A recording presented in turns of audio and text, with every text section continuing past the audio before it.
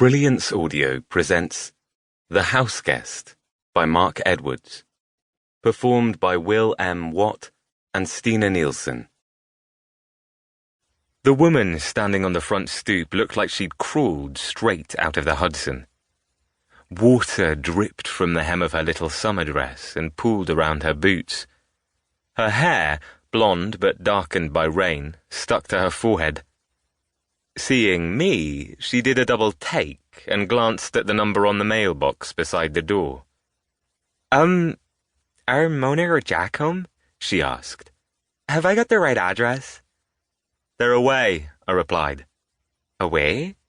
Yeah, afraid so. I'm the house sitter. Oh, damn it. Water clung to her eyelashes like teardrops. I knew I should have called ahead. Night had not yet fallen, but the sun, which had burned brightly all day, was nowhere to be seen, though the air and the rain retained their warmth. It wasn't like England, where the rain falls cold throughout the year. New York summers are different. Damn, the young woman said again. When will they be back? Next Sunday. Next Sunday? She sighed and pushed her wet hair out of her face, peering past me into the house. Behind her, someone ran along the street seeking shelter, and a car went past slowly, wipers on maximum, spraying water onto the steps below where the young woman stood. The Bedford Avenue subway was a few minutes away, and I guessed that was where she had come from. Sorry to have disturbed you, she said. But she hesitated, looking over her shoulder, past the backpack she was wearing. Then she laughed. Why am I being such a wimp? I can't get any wetter, can I? I laughed too. I don't suppose I could come in for a moment and write a note for Mona and Jack? This wasn't my house. I didn't feel comfortable inviting a stranger in. But she knew Jack and Mona's names, didn't she? And she looked so pathetic standing there on the stoop while rain pummeled the pavement behind her. What harm could it do?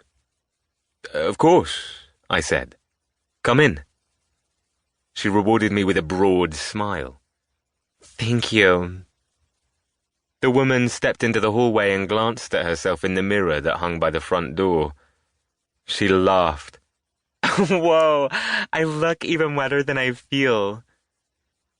We both looked down at the puddle that was forming on the floorboards. Wait there, I'll fetch you a towel. I hurried to the downstairs bathroom, which was at the back of the house beside the kitchen. As I approached the door, Ruth came out. What's going on? She asked. There's a woman, a friend of the Cunninghams. She's drenched. I grabbed a towel from the rail in the bathroom and headed back to the front door, Ruth at my heels. The young woman was crouching, fishing in her backpack for something. As she stood, I handed her the towel and she wiped at her face and arms, rubbing her hair before tying it back in a scrunchie she'd pulled out of her bag. She tugged at the shoulder straps of her dress and pulled herself up to her full height. She was around 5'6" or 5'7", and I guessed she was about 25, a few years younger than Ruth and me, anyway. She was pretty, with a gently sloped nose and hazel eyes. I'm Eden, she said. Adam. She turned to Ruth. Please tell me your name is Eve. All three of us laughed at that. I'm afraid not, it's Ruth. Oh well, I guess that would have been too weird. Adam, Eve, Eden. We'd have to start watching out for serpents and whatnot. We all laughed again, a little awkwardly. So, Mona and Jack have gone away? Eden said. Yeah, I replied. They're on a retreat in New Mexico. You mean like one of those things where people go into the desert and find themselves? Something like that.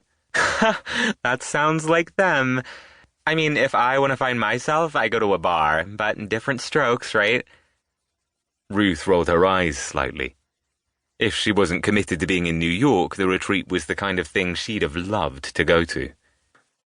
Did you say they get back next Sunday? That's right.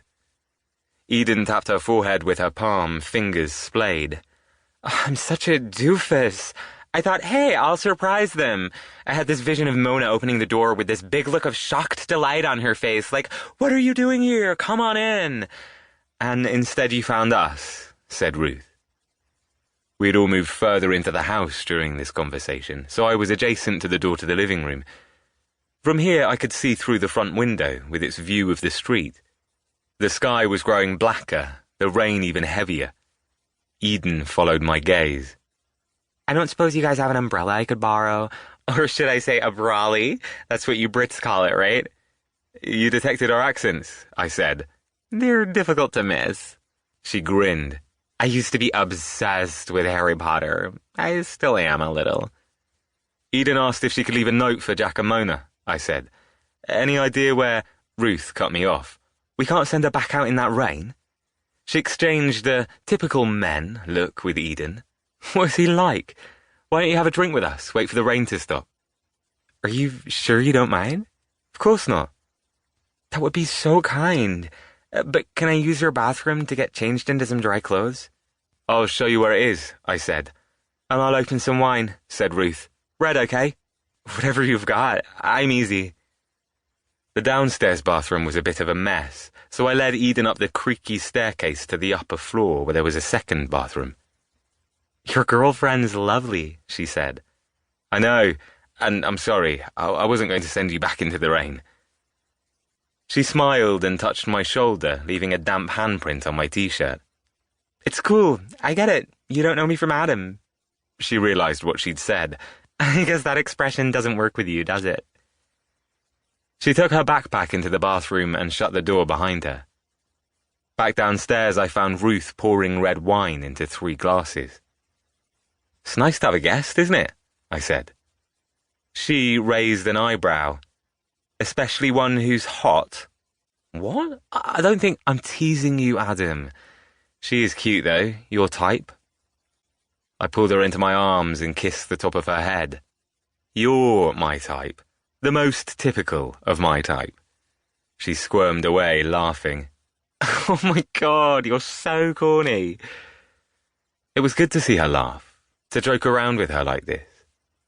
Since arriving in New York a few weeks ago, she'd been busy and distracted, and everything had been so intense that there had been very little time for us and the way we used to be. I've been worrying about it. Ruth, I began, but I didn't get to finish the sentence. Eden had reappeared already, dressed in a pair of jeans and a t-shirt. Her feet were bare and she'd wrapped the towel I'd given her around her head. She had come down the stairs as quietly as a cat. She took the glass of wine Ruth offered her and looked from Ruth to me, then back again. Ruth was right. Eden was pretty, but she had nothing on my girlfriend. Cheers, Eden said, raising her glass. Thank you for inviting me in.